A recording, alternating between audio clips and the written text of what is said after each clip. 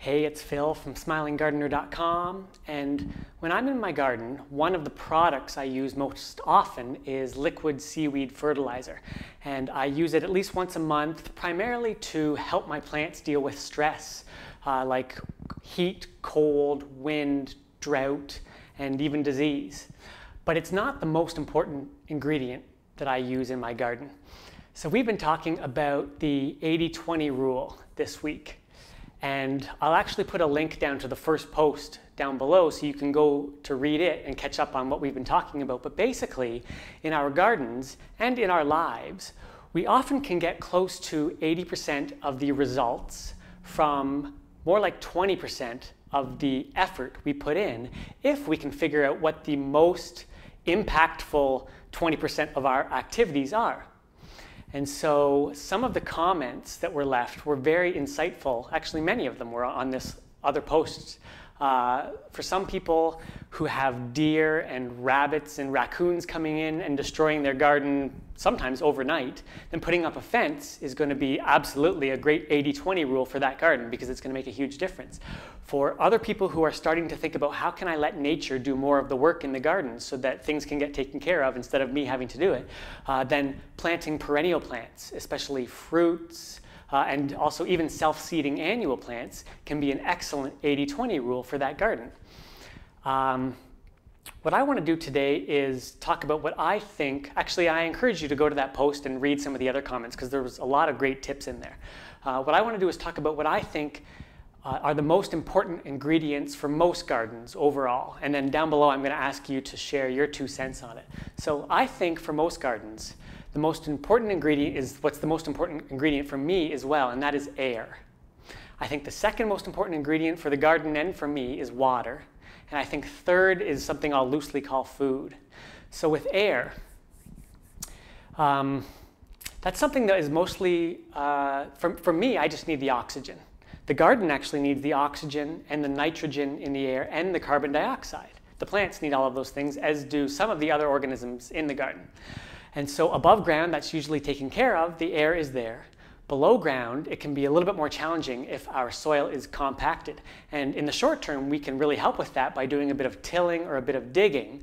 But in the long term, it's not quite as easy as that, especially if we're thinking about the long-term health of our soil, and especially if we're trying to apply the 80-20 rule to the garden.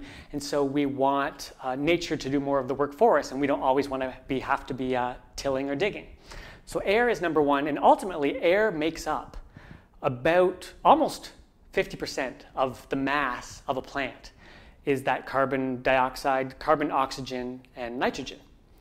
Second is water, and water is something that if we have enough water coming out of the tap, then it's relatively easy to water our garden properly. If we don't have enough water, as billions of people around the world already know, then this is almost impossible. And I was thinking about it, if you're thinking of writing a gardening book, gardening without much access to water would be a really important book going into the future because water is going to be a huge issue. In our own gardens, if we do have enough water, or at least some water, we still often are doing a poor job of watering correctly. And ultimately, again, with water, that is making up close to 50% of the mass of a plant. Then comes food, and that includes vitamins and minerals and other substances that the plants need. And I also include soil microorganisms in the food category because they are crucially important to help the plants get food. And so it's really interesting how 90% or plus percent of a plant's mass ultimately comes from water and air. And food is only 5%, but that little 5% is really important. And again, we can have nature supply most of this if we help out a little bit in the short run. And sometimes we want to bring in some things that nature wouldn't bring in, but mostly we can have nature do a lot of this work. So I guess that's all I really wanted to talk about today, is just to introduce this concept of first air and then water and food as being the most important. I'd like to ask you down below to tell me what you think of that idea, of those things being the basis for a successful, healthy garden, and also what do you have to add from that? What would you say differently? Let me know down below. I'm really curious.